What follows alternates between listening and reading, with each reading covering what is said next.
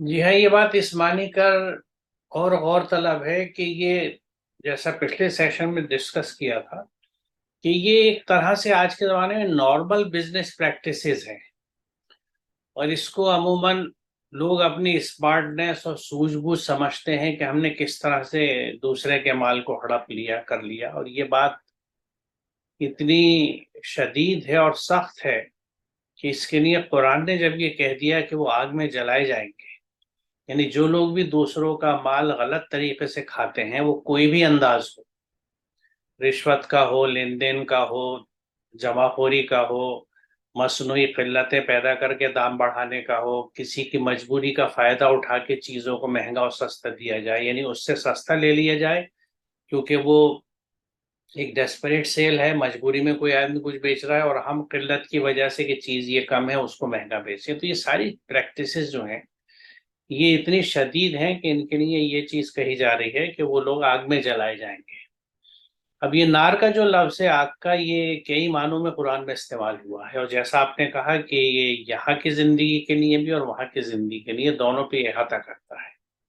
تو یعنی یہاں کی زندگی میں بھی وہ ان کی وہی کیفیت ہوگی جو آگ میں جلنے کی ہوتی ہے، یعنی جس طرح انسان پریشان اور بے چین ہوتا ہے،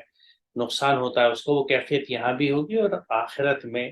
اگلی دنیا میں تو وہ آگ میں جلیں گے ہی جلیں گے۔ تو یہ ہمیں سمجھ لینا چاہیے کہ یہ کوئی چیز بہت چھوٹی سی نہیں ہے،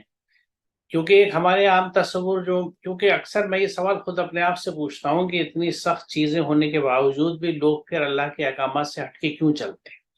ایک چیز تو یہ ہے کہ اکثریت کو قرآن کا علم نہیں ہے کہ اس میں کیا لکھا ہوا ہے، سمجھ کے نہیں پڑھا، لیکن پھر بھی کہیں سے آج کے زمانے میں سوشل میڈیا پہ اتنے کلپس گردش کرتے ہیں، گھومتے ہیں، کہ مان لیجیے کہیں کسی کے کان میں ایک بات پڑ گئی،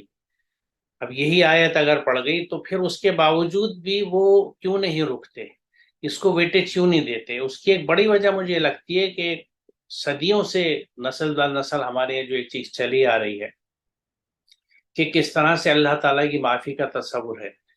اور ایک پیرلل سا سسٹم ہم چلاتے ہیں کہ بھئی یہ تو کاروبار ہے، دنیا داری چیزیں، اس میں تو جیسے دنیا کے چلن ہے ویسا ہم کریں گے، اور اللہ کے لیے ہم نماز پڑھاتے ہیں جا کے پنجگانہ، ہم روزے رکھ لیتے ہیں، ہم حج کراتے ہیں یا ہم عمرہ کراتے ہیں، تو وہاں پہ اللہ تعالیٰ جو ہے وہ ہمیں معاف کر دے گا۔ یہ تصور اتنے غلط ہیں، قرآن کے حساب سے باطل ہیں، اور اس سے جب تک ہم باہر نہیں نکلیں گے شاید ہمارے ہاں قرآن پہ سنجیدہ غور و فکر اور قرآن پہ سنجیدگی سے عمل کی طرف لوگوں کے آنا جو ہے وہ بظاہر مشکل لگتا ہے، کیونکہ جب انہیں یہ تسلی ہو، جیسے ایک اسٹوڈنٹ کو آپ یہ کہتے ہیں کہ بھئی یہ کی ہے کنجی، اس سے پڑھ لینا، یا یہ امپورٹنٹ سوال انہیں کر لو تو تم پاس ہو جاؤ گے، تو پھر وہ پوری تفصیل سے اپنی کتابوں کو پڑھنے اور ان کے نصاب پہ عمل کرنے کی کوشش نہیں کرتا۔ تو یہاں پہ بھی اتنے ایشورڈ شارٹ کٹس ہمارے یہاں موجود ہیں، اور ان کو ایک طرح سے پیرل سسٹم بنا دیا ہے۔ ہم اس بات کو نہیں سمجھتے کہ نظام صلاح جو ہے، جس کو آج ہم نماز کی شکل میں ادا کر رہے ہیں، وہ اللہ تعالیٰ کے احکامات کی مکمل اتباع اور اس کے نظم کو قائم کرنے کی بات ہے۔ اگر آپ مستقل اللہ کے احکامات سے بغاوت کر رہے ہیں، اس سے ہٹ کے چل رہے ہیں، تو پھر وہ نماز جو ہے وہ سورہ معاون والی ہو جاتی ہے، صلاۃ جو دکھاوے کی ہوتی ہے، جو سبسٹینس نہیں ہوتا جس میں۔ یہ سب چیزیں قرآن میں کھول کے بیان کی گئی ہیں، بشرطے کہ ہم اس سے سمجھنے کے لیے تیار ہوں۔